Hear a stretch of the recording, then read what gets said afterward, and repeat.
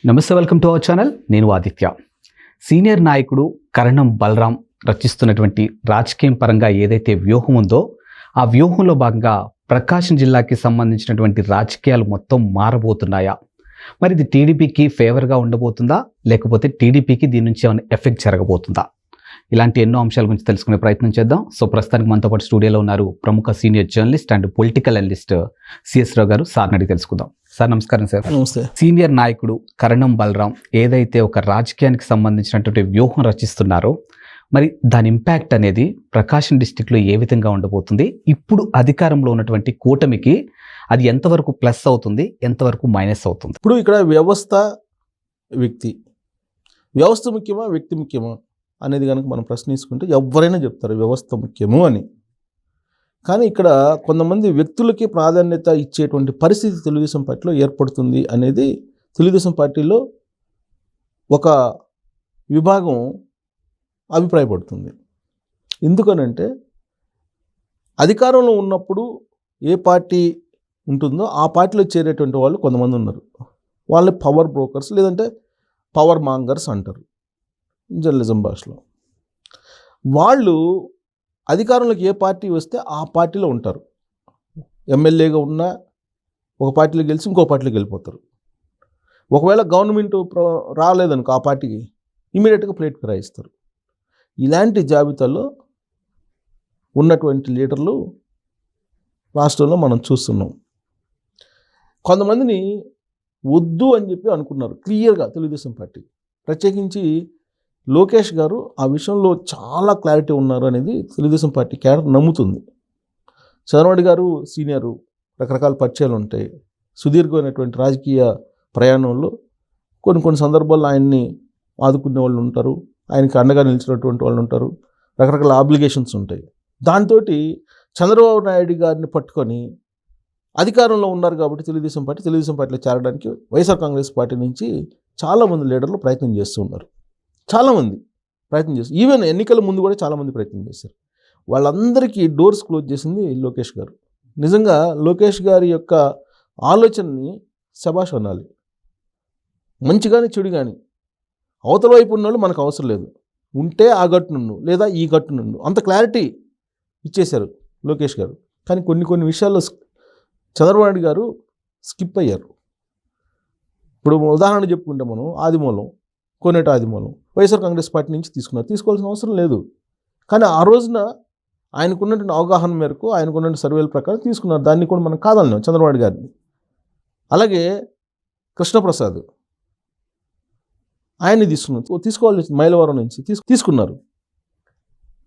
ఆ తర్వాత వైఎస్ఆర్ కాంగ్రెస్ పార్టీ నుంచి వచ్చి ఇప్పుడు మినిస్టర్ అయి ఉన్నారు పార్థసారథి. సో వీళ్ళని తీసుకోవటం అనేది కొంత తెలుగుదేశం పార్టీ క్యాడర్లో అప్పుడే చర్చ జరిగింది. సరే అయిపోయింది, ఎలక్షన్ ముందు కొంత తీసుకోకపోతే ఎలా ఉంటుందో, తీసుకుంటే ఎలా ఉంటుందో ఇలాంటి సందిగ్ధత మధ్య ఎట్టయినా సరే జగన్మోహన్ రెడ్డిని గద్దె దింపాలి కాబట్టి సాక్రిఫైస్ చేసాం అనుకుందాం. ఇప్పుడు సాక్రిఫైస్ చేయాల్సిన అవసరం లేదు కదా, తెలుగుదేశం పార్టీకి అధికారంలో ఉంది. అందులో చరిత్రలో కనివిని ఎరుగినంత మెజారిటీతోటి ఉంది. ఇప్పుడున్న పరిస్థితుల్లో తెలుగుదేశం పార్టీకి ఎవరిని తీసుకోవాల్సిన అవసరం లేదు. కానీ తెలుగుదేశం పార్టీలోకి రావాలని చెప్పేసి పావులు గదుపుతున్నటువంటి వాళ్ళు చాలామంది వైఎస్ఆర్ కాంగ్రెస్ పార్టీ వాళ్ళు ఉన్నారు. వాళ్ళల్లో బాగా వినిపిస్తుంది ఎవరైనా కరణం బలరాం కృష్ణమూర్తి, అలాగే సిద్ధార్ రాఘవరావు. కరణం బలరాం కృష్ణమూర్తి చీరాల ఎమ్మెల్యేగా ఉండేవాళ్ళు 2019 నుంచి 2024 వరకు. ఏ పార్టీ మీద ఆయన గెలిచారు? తెలుగుదేశం పార్టీ మీద గెలిచారు.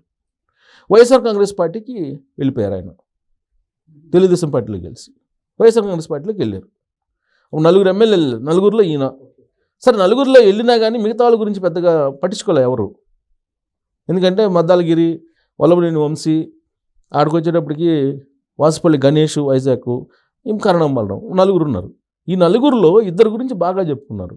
ఒకటి వల్లభనేని వంశీ, 2 కరణం బలరాం కృష్ణమూర్తి. ఎందుకంటే వీళ్ళు బేసిక్గా తెలుగుదేశం పార్టీకి సంబంధించినటువంటి సానుభూతి పరులు. అందువల్ల వీళ్ళిద్దరి గురించి ఎక్కువ చెప్పుకున్నారు. అందులోనూ కరణం బలరాం కృష్ణమూర్తి ఇంకా సీనియరు. చంద్రబాబు నాయుడు గారు రాజకీయాల్లోకి వచ్చినప్పుడే ఈయన కూడా వచ్చారు. ఇంత సీనియర్ అయి ఉండి ఇతను ఏమి నిజాయితీ ఉంది ఇతని దగ్గర? పార్టీ మారి తెలుగుదేశం పార్టీలో వైఎస్ఆర్ కాంగ్రెస్ పార్టీకి వెళ్ళారు అనేటువంటి ప్రశ్న అప్పట్లోనే తలెత్తింది చాలామందిలో. తన కుమారుడు రాజకీయ భవిష్యత్తు కోసం వెళ్తున్నాడని చెప్పి ఏదో చెప్పుకున్నారు, అయిపోయింది. వైఎస్ఆర్ కాంగ్రెస్ పార్టీలో ఉండొచ్చు కదా, ఆ పార్టీలో పోరాడొచ్చు కదా. ఇప్పుడు మళ్ళీ తెలుగుదేశం పార్టీలోకి రావాలనే ప్రయత్నం చేస్తున్నారు. పూర్వపు తెలుగుదేశం పార్టీతో ఉన్న పరిచయాలను అడ్డుపెట్టుకొని సామాజిక పరంగా అలాగే రాజకీయ పరంగా ఆయనకున్నటువంటి పరిచయాలతోటి తెలుగుదేశం పార్టీలోకి ఎంటర్ కావాలనేటువంటి ప్రయత్నం చేస్తున్నారు. అది కుదరలా. ఎందుకంటే లోకేష్ గారు షట్టర్స్ క్లోజ్ చేశారు, డోర్స్ క్లోజ్ చేశారు.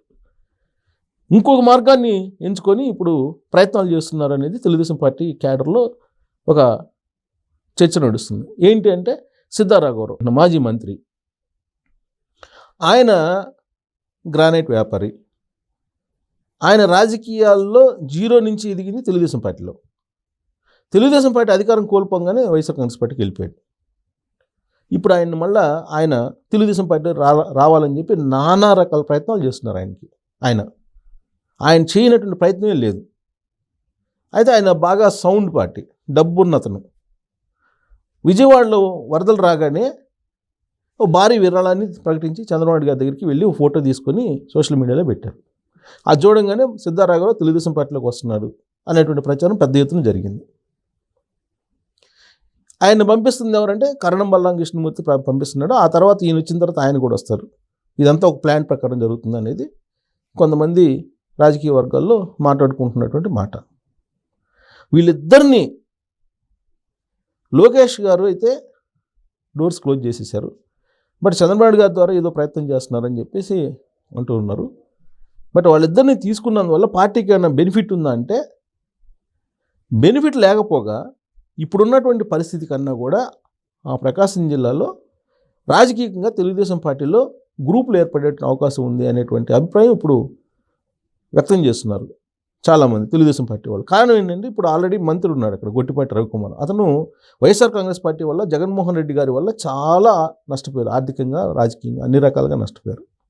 ఆ గొట్టిపాటి ఫ్యామిలీకి కరణం ఫ్యామిలీకి మొదటి నుంచి పడదు అక్కడ. ఇప్పుడు కనుక ఒకవేళ కరణం ఎంటర్ అయితే మళ్ళీ గ్రూపులేగా అక్కడ. సరే సిద్ధారాఘవరావుని తీసుకుందాం. సిద్ధారాఘవరావు తీసుకున్నందువల్ల బెనిఫిట్ ఉందా తెలుగుదేశం పార్టీకి? కించిత్ కూడా లేదనేది తెలుగుదేశం పార్టీ వాళ్ళు ఇస్తున్నటువంటి రిపోర్ట్ అధిష్టానానికి. ఆయన తీసుకోవాల్సిన అవసరం ఏంటి అంటే ఆ విరాళం ఇస్తే పార్టీలోకి తీసుకుంటారా అనేటువంటి అభిప్రాయాన్ని కూడా వ్యక్తం చేస్తున్నారు. అందుకే ఇలాంటివన్నీ ఉండకూడదని చెప్పి చాలా క్లారిటీగా లోకేష్ గారు డోర్స్ క్లోజ్ చేశారు, మనకు అవసరం లేదని చెప్పి అంటున్నారు. అయినప్పటికీ ప్రయత్నాలు చేస్తున్నారు. కారణం ఏంటి? వాళ్ళ బిజినెస్లు. అంటే ప్రభుత్వం ఏదున్నా కానీ అక్కడికి వెళ్ళిపోయి వాళ్ళ బిజినెస్లు మాత్రం చేసుకోవాలి. లేదా వాళ్ళ రాజకీయ భవిష్యత్తు, వాళ్ళ కుమారుల రాజకీయ భవిష్యత్తు కోసం పార్టీలు ఎన్నైనా మారుతారు. ఉండేవాళ్ళు, కష్టపడి ఉన్నవాళ్ళు, గొట్టిపాటి ఫ్యామిలీ ఉంది అక్కడ. అలాగే అక్కడ ఒంగోలు ఎమ్మెల్యే ఉన్నాడు. వాళ్ళు మొదటి నుంచి తెలుగుదేశం పార్టీలో ఉన్నారు. అనేక కష్టాలు వచ్చారు. మరి వాళ్ళు పరిస్థితిని వీళ్ళు వస్తే సో ఇలాంటి డిస్టర్బెన్స్ రావడానికి ఇష్టపడలేదు లోకేష్ గారు. అయినా కానీ వాళ్ళ ప్రయత్నాలు వాళ్ళు చేస్తున్నారు. ఇదంతా ఒక ఎత్తు అయితే ఇప్పుడు మళ్ళీ ఇంకోటి వచ్చింది. బాలినేని శ్రీనివాసరెడ్డి వైఎస్ఆర్ కాంగ్రెస్ పార్టీ నుంచి బయటకు వస్తున్నారు. ఎందుకంటే పొమ్మలు లేక పొగబెట్టారు ఆయన కాడ. ఆయనకి మరో మార్గం లేదు, పార్టీ వీడక తప్పట్లేదు. జగన్మోహన్ రెడ్డి గారు అసలు అపాయింట్మెంట్ కూడా ఇవ్వట్లేదు. ఎన్నికల ముందు ఇవ్వలేదు, ఎన్నికల తర్వాత కూడా ఇవ్వట్లేదు ఆయన. సో ఇప్పుడు అక్కడ ఆయన బయట రావాల్సిన పరిస్థితి ఏర్పడిందని చెప్పి చెబుతున్నారు. ఆయనే క్యాడర్కి చెప్పారు, ఈ మధ్యకాలంలో పార్టీ నుంచి బయటకు వెళ్ళిపోతున్నానని చెప్పి చెప్పారు. వెళ్తే ఎక్కడికి వెళ్తారు ఆయన? వెళ్తే తెలుగుదేశం పార్టీ రావాలి, లేదా జనసేనకి రావాలి. బీజేపీలో వెళ్ళినా ఉపయోగం లేదు.